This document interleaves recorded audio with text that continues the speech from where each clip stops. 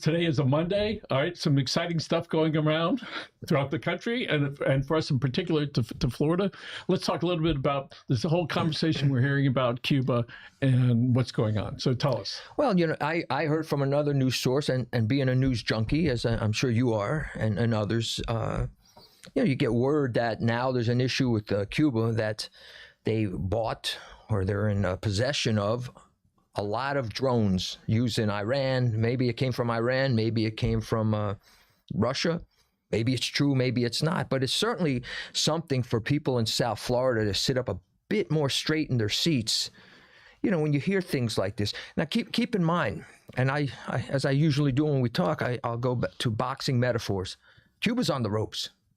There's no ref to stop the fight, or maybe it would have stopped already. But they're on the ropes. They're ready to go.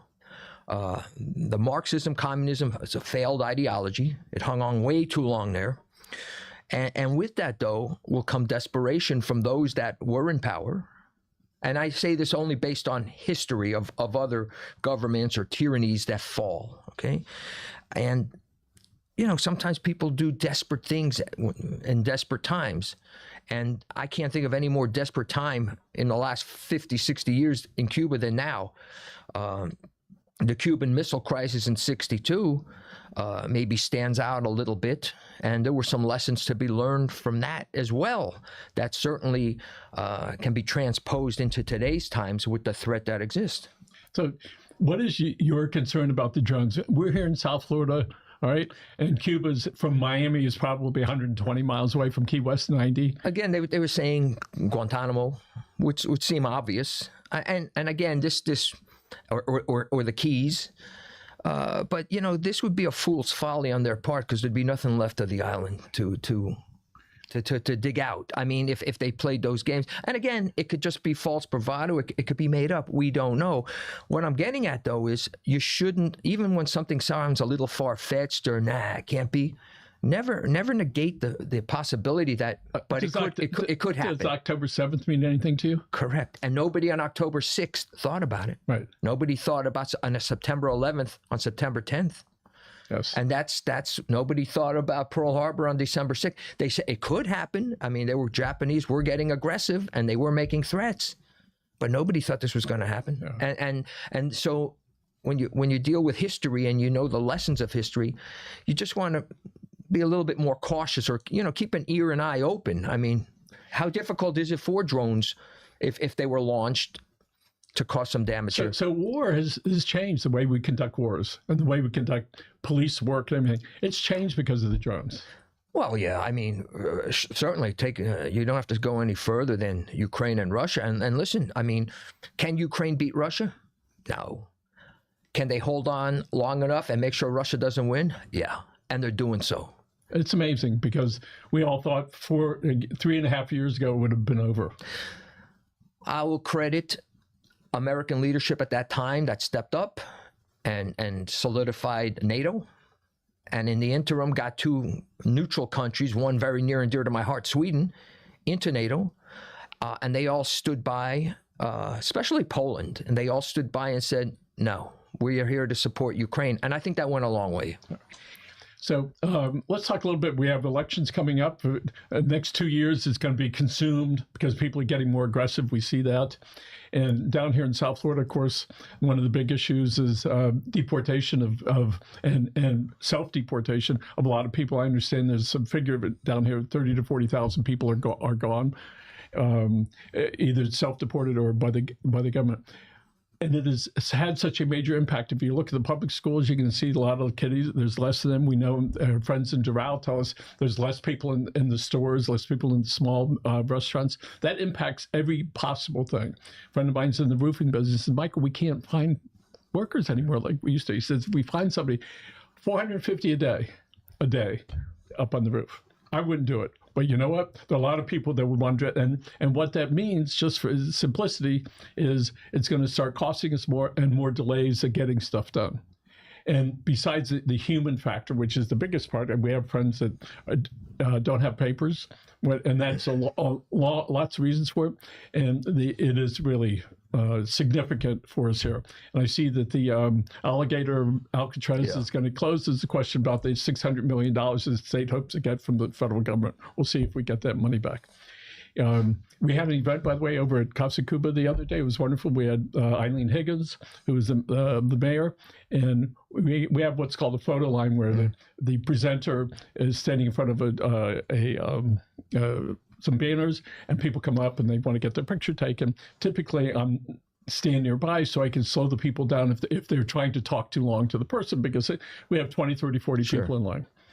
So some other people were handling it. I'm walking around the restaurant, and I come back and somebody whispers in my ear, the lady over there, points not Higgins, but over there, was making a stink. And the lady's now having a discussion with an aide. I believe it was an aide to Higgins. And the conversation was fine. And it was, you can see it was since I walk over and I start talking to the woman. And I turn around, there's somebody with their camera like this right at me. And then there's some guy standing there, the same thing. I said, what you're doing is really inappropriate. They won't say anything. I said, it's really inappropriate. By the way, this is a private event. No, it's not. I said, did you RSVP? Yes. I said, well, it's still a private event. I said, you have to leave. So finally, a policeman escorted her out. Mm-hmm. They came there to disrupt it, period, mm-hmm. right? And what they were filming initially was the woman talking with Higgins about deportation. And Higgins finally said, I've got nothing to do with it. I've got nothing to do with it. And so it's all being filmed. And so at this point, it's about 30 seconds. So what appears on social media was, you probably saw there was a really pretty disgusting text. It's Instagram. It so happens that it was a bot that did that. But the conversation that started because of that is the problem. You had one person, and then if you follow some of it, they were having a discussion. And this is the way news gets altered a little bit. They said, I stopped somebody from talking to the mayor. That is not the case at all. I'll never let the truth get in the way of a good story. Yes. Right. And count on it, right? Because when I arrived, that woman who was talking was already off somewhere else. And there's a video of that showing her, but that's not what came out. Got a call from somebody who's in the political arena. Let me guess what happened, Michael. The woman was over there talking too much, and somebody asked her to. And then that's what happens, all right? Yeah. And there's a place for all of that, wherever that is, all right? And so a couple of weeks ago, there was an incident with Channel 10 where Mayor Cava's county, the policeman was there, and he said, you need to go over there. And there was a conversation about who was touching who.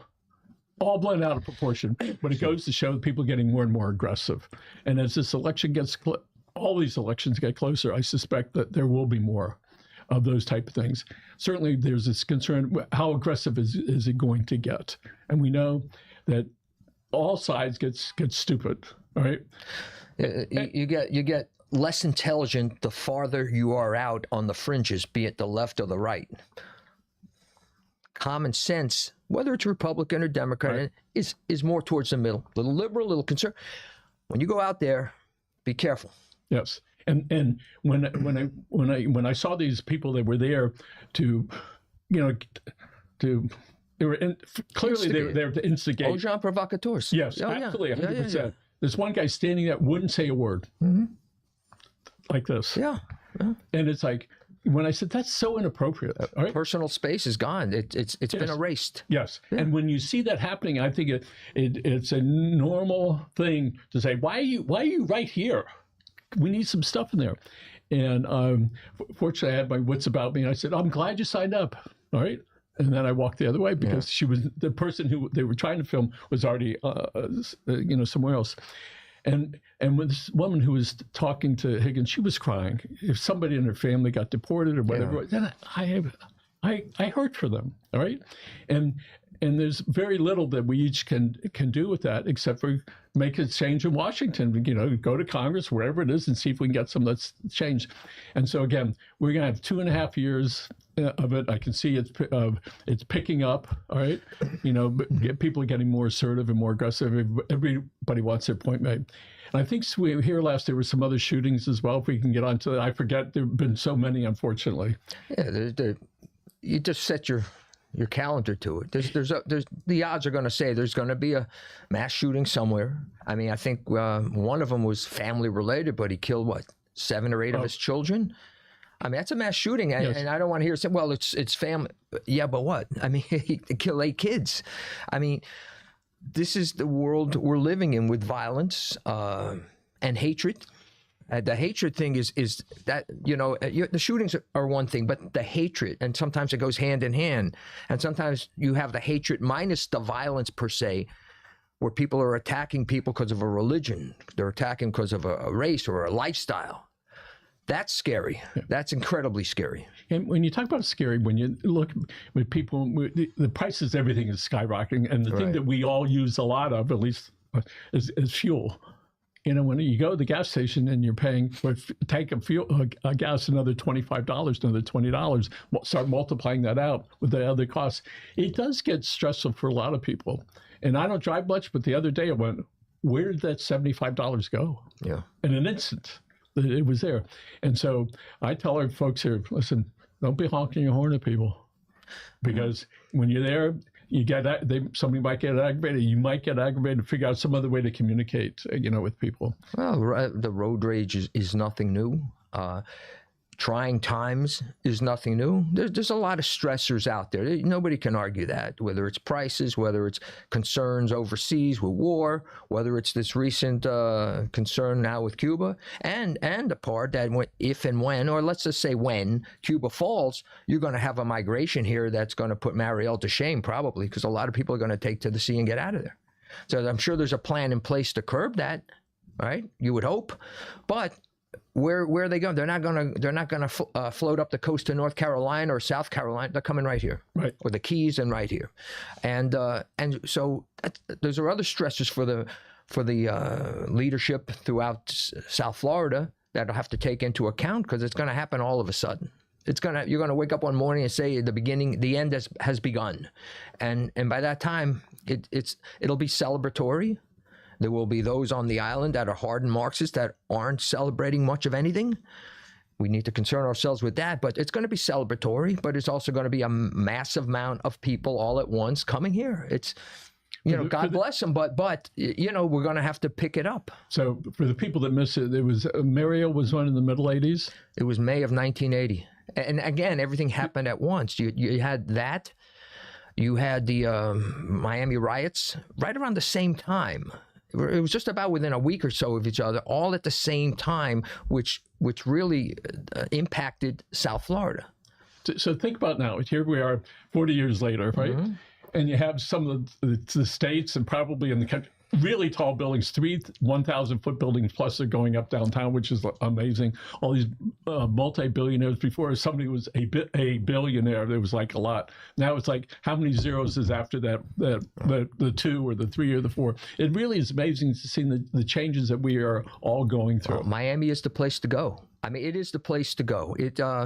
For a variety of reasons. There are some places that don't appreciate people that have money in some cities. And guess what? Then those people that have that money can go elsewhere, and hopefully it's to Miami. It's good for Miami. It's good for the economy. It's good for everything. It really is amazing when you see, Coke and Growth 30 years ago was like, you should be careful, move down there. That's where you go, and you do whatever, right? Yeah. And not all of a sudden, but over many years, it's changed, and it's really significant. And downtown, I was downtown Miami again. It is amazing. Well, Brickell now is really the downtown. I mean, I remember downtown, you had McCrory's and what they called downtown. It shut at 5 o'clock in the afternoon, right? And yeah, you had some banking buildings down in Brickell, but you go down now and you walk around there. It's like walking in Boston. It's like walking in New York City. Absolutely. It's a real city. It really looks good. When I used to run, it was a corporate event, and I had my little boy with me. He was about this big. And we had to park about 7 or 8 blocks west of Biscayne.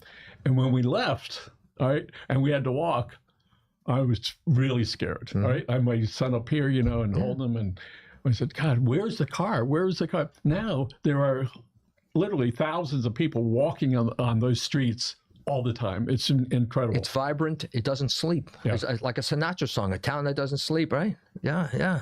So I was in my son's place. Outside his window is the beautiful expressway, whatever they call it, that goes over to Port Everglades, all that with the design. You mean Port of Miami? Yeah, over there. Yeah. So that's not going to be done for another 4 or 5 years. Right. But it is significant, all right? And it's beautiful. It's architecture. I don't know how they're going to be able to move all the cars, but it's being built to handle those cars of the future.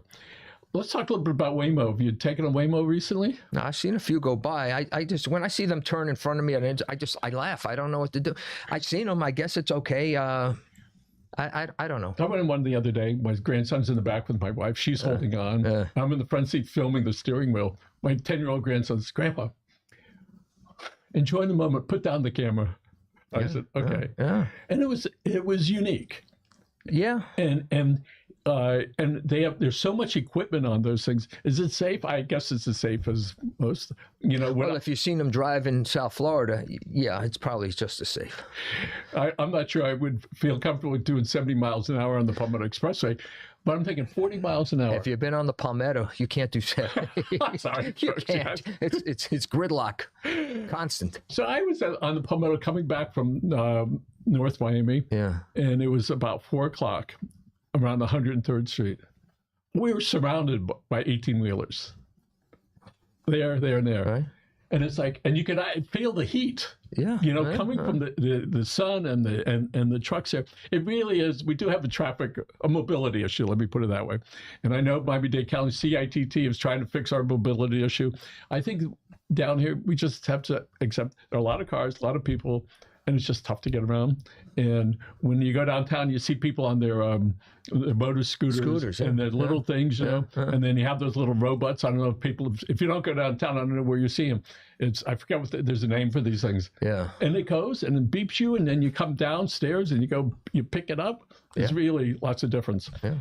We're getting more and more involved with AI. We've hired a company to help us automate some things with us. Very excited about that. And those things we do today, we just haven't automated them. And that's the big difference. How do you get this stuff so that it can be done simpler, or it can be done, without you having your hands on it? People think that it's this panacea. No, you still have to create the content. You still have to have that. And you still have to have somebody to help manage it. So this is not like you just do it one time. No. It's like your website. You do it one time, but then you have to maintain it. Right. And when it breaks, who are you going to call? So we're giving it a big shot on that, and we're excited to move forward. It's concerning our shows and how we're going to continue editing them and distributing them. All right, so here it is again. This is May. We have our the hurricane season starts in a month or two. Right. God willing, we'll have one season like we did last year, which was very little. Yeah. And I see a lot of the vintage condos. I got that term from Peter Zielinski. Thank you, Peter, which are the old ones, the old condos, which are historically in very good locations, all right, and very old. And these condo associations, let's just take our money and leave. So we're going to, according to Peter, we're going to see more and more of that, right? And then these great big buildings. Right. Of course, more traffic. Yeah. All right. So you used to be a boxer, a hobbyist, but nevertheless a boxer. Yeah. You still doing a little bit? No. I mean, I do the workout. Well, I got the rotator cuff surgery, so hitting the bag is out. 64 right now, so I mean, you got to let that go in the past and relish on the memories, or make it sound better than you really were. What was and what is? Yeah, I mean, it's like anything else. You went through it, you enjoy it. It's in the past. Yes. Take pictures, movies. I have them, and it's all good. But move on to something else, and that's the fun part of it. You can say you did it, and you did it for a while, and it was enjoyable. I enjoy that. When I used to run, and ran for 25 years, I said, and I kept saying to myself, you don't do it now. When are you going to do it? Well, yeah. To your point. To the point. Which is at some point where you're not going to be able to do it or to risk doing it. Yeah. And I remember one time I was thinking about property taxes and I fell. And I went right about like on my arm there, broke a couple ribs. That's what happens when you think about property taxes. So there's speaking of that, funny you should bring that up. So the state is considering eliminating property taxes either for all homestead property or for older folks. All right, meaning I guess over the age of 65. Our system of paying for stuff is so built on property taxes. Yeah. So I don't know how we're going to replace that money for the services that we're getting. You heard anything about that? I have not, but I have the same question. You know, everything works a certain way now. If you remove that, how is it going to work? And I don't know. I mean, brighter minds than I in this area perhaps can figure it out. Everything sounds good, but what is it they're saying? The devil's in the details? Yes. Yeah, so I don't know. I don't know. We'll see what happens. It is costly. It is costly here. Living's expensive. You know, it's par for the course. Okay. By the way, so we have a show every 2 weeks on AI. As a matter of fact, the guy that came in several different shows he did. So I'm watching him. All right, it was the best interview. He's out here, and I'm watching him, actually interviewing him to figure out if we're going to hire him. And that's how we did it, was because of the relationship that existed before, rather than starting it from that for that particular moment. And there are going to be, again, a lot of changes with that are going to affect a lot of things. So one of the great things that's happened with all these rich people coming to Miami is that a lot of the private schools are packed, right? Right. And the other side of that is they have waiting lines. 5 years ago, they used to have to advertise. Yeah. All right. That's the other side of that. Well, with progress comes things that you might not have thought about a while back. Right, yes. Right. Okay, so what else we got? We got 5 minutes left. The anti-Semitism going up. Do you hear what with the... Okay, so the robot that created this, it immediately said, "Oh, Michael Miller, that Jew." All right. Right. Power drunk tell people to stop, and he made reference to Israel and IPAC, anti-Semitism right in there. And you realize when people say that, whether there was a robot or itself, I believe it was a robot, all right? But even if it isn't, all right, even if it was, creates the conversation. They select that. Who the bad guys select that to do that, all right? And then people see it, and then they hear it again. Oh, so it's okay to do that. Rabbi Harling just recently was walking down the street. It happened again in 2024. He's with his little boy. Somebody made an anti-Semitic remark. He's walking down the street. Somebody yells that out.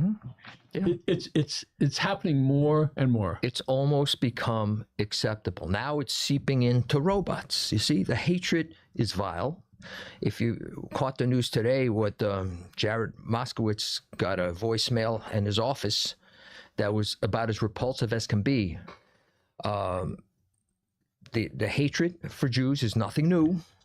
I'm a Jew, you know, but I hold a different opinion here. And it's not to condone violence, because I don't. Spent 37 years in law enforcement. But like what happened on the campuses and what happens now, what happened up in Brooklyn the other day when they stormed into a neighborhood with vile anti-Semitism, people need to start fighting back. They need to start now, in the sense that you keep backing up, you're going to end up at the edge of a cliff. And this is what's going on here. These anti-Semites are bullies. You're not going to have one by themselves unless they're in a car and they yell something like to the rabbi and take off. They're bullies, so they're going to outnumber the people. They're not going to start nothing when they're outnumbered. They're bullies. And really, you know, I take no quarter, but I give no quarter when it comes to hatred. Whether it's against blacks, gays, what have you, Muslims, Jews, hatred is vile, and people need to put their foot down. After reading that, it was offensive to me, because my religion had nothing to do with that. None, zero. It had nothing to do with that conversation that took place that caused that robot or that person to do that. Because it's just going to grab at whatever it can, yes. Hoping it'll hang on to something that other people can leech onto. Leech is a good word. Jew, black, gay. They're going to pick because these are bullies. They're swine. Okay, they want to attack people not have an interesting conversation, not to say that Mr. Miller was this or that, but they got to insert the word Jew into it. Why? You know, if they would have taken out the 3 words, valid argument. They happened to get it wrong. Right, but, right. But they couldn't help themselves. Why do that? And again, it goes back to what I'm saying. You know, you take the Kingsian theory, the nonviolent approach, but you stand up to the hatred. You see what's going on. The hatred's off the chain. Anti-Semitism, what happened in the campuses a year or 2 ago. I mean, who stood up for those students there that were getting maligned? There should have been people to stand up there and really go nose to nose with these SOBs. So when I read that, I thought about 5 years ago, I was at Johnson's Soul Food in Liberty Overtown. I was with 3 very successful African Americans, Hispanic me, and they started off. It was live. Michael, you're the white guy. I said, "Oh my God!" I said, "I've never heard that before." She says, "Nobody's ever said that." Of course they have, Michael. You just haven't heard them. So that's what I was thinking about the other day. So I'm hearing it more.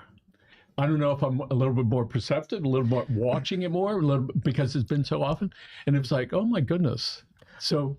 And I'm seeing it more and more, and it's really disturbing, and I'm still processing it. Shouldn't be tolerated. And let me just give you a historical context that goes a little bit away from the anti-Semitism, but in World War II, and I'm paraphrasing a little, but not by much. So a commander, high-ranking commander, gets sent home from the European theater for something he said to an English person, an English soldier, a counterpart. It was Eisenhower that sent him home. So he goes before Eisenhower. And he says, listen, the English guy stood up for him. He goes, no, he just called me an English SOB during the course of he called me an SOB during the course of a fight. And Eisenhower said, no, I understand he called you an English SOB in the course of the fight. So my decision stands. And he says, there is a big difference. There's one thing if I can call you something derogatory.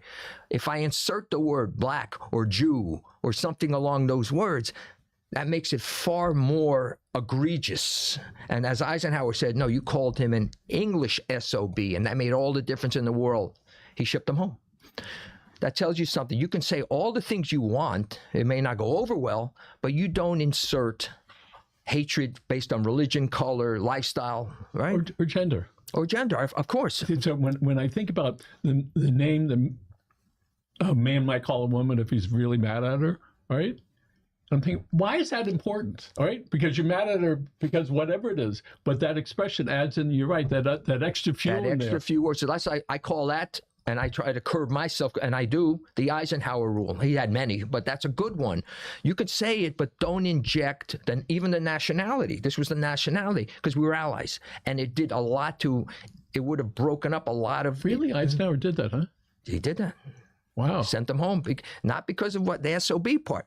An English SOB, but that tells you his character. And he also you fracture an alliance, any alliance, doesn't have to be wartime or military. You fracture an alliance, nothing good happens. That's my lesson for today. There you go. Thank you, David. Yes, sir. Always a pleasure. Always a pleasure. My regards to your wife. Thank you. And Anzoni is on the keyboard right over there. Okay. All right. So let's do the Eisenhower rule. All right. Tell them right in there. Well, the Eisenhower rule, listen, say nice things, but if you're not going to say nice things, and sometimes it gets heated during the course of an argument, a debate, keep it friendly. Don't insert other words that there's no need to insert because you've crossed the Eisenhower rule and you may get shipped home. Okay. Next. I had my granddaughter on my knee the other day and I said, sweetheart, remember what the Disney rule is. When someone hugs you, don't stop until they do. Have a great day. Bye now.